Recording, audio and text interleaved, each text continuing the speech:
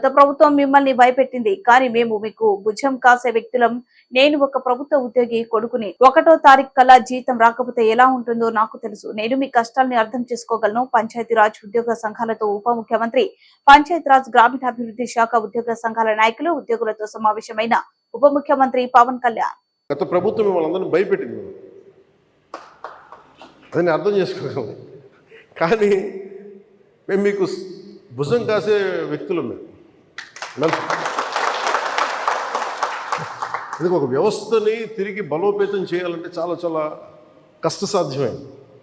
నాకు నిజంగా చెప్పాలంటే ఒకసారి నాకు ఇది నేను చాలా ఆనందంగా ఎంచుకున్న శాఖ. నేను ప్రభుత్వ ఉద్యోగ కొడుకుని, ఆ జీతాల మీద మేము పెరిగిన వాడిని. మా నాన్న జీతాలు రాకపోతే మమ్మల్ని స్కూల్ బయటికి పంపించి మళ్ళీ జీతాలు వచ్చిన తర్వాత మళ్ళీ స్కూల్లోకి అలౌ చేసినాయి. అవి కూడా ఉన్నాయి నా సంఘటన.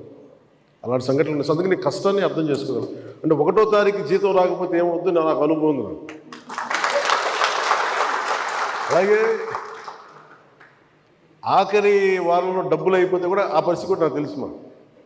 పొరపాటున మేము ఏదో ఇవి జరిగిపోయినాయి, కానీ మేము ఇలా ఈ సినిమా రంగంలో ఇవన్నీ ఉండటం వల్ల బేసిక్గా చాలా సాధారణ స్థాయి నుంచి వచ్చాం. కాబట్టి అన్నిటికంటే కూడా సాధారణ స్థాయి మాకు భగవంతుడి వచ్చిన మమ్మల్ని తీసుకొచ్చిన సాధారణ స్థాయి కష్టాలని మేము మర్చిపోం. అందుకని ఈ రోజున రోడ్ల మీద బయటికి వెళ్ళి ఎందుకు ఆగి ఎందుకు మాట్లాడుతానంటే ఆ కష్టం ఎలా ఉంటుందో నాకు తెలుసు.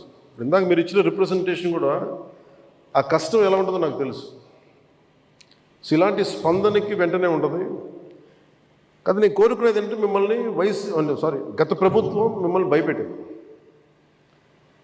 అంతకుముందు ఉన్న ప్రభుత్వంకి మీరు ఏదైనా ఒక నిరసన చెప్పడానికి చాలా బలంగా చెప్పగలిగేవారు. కానీ ఇప్పుడున్న కూటమి ప్రభుత్వం మీకు అండగా నిలబడుతుంది. ఫస్ట్ ముందస్తుగా మేము మీతో గొడవ పెట్టుకోవడానికి ఫస్ట్, ఎందుకంటే బ్యాడ్ బ్లడ్ ఉండకూడదని ఫస్ట్ ఫోన్ చేశాను మీకు.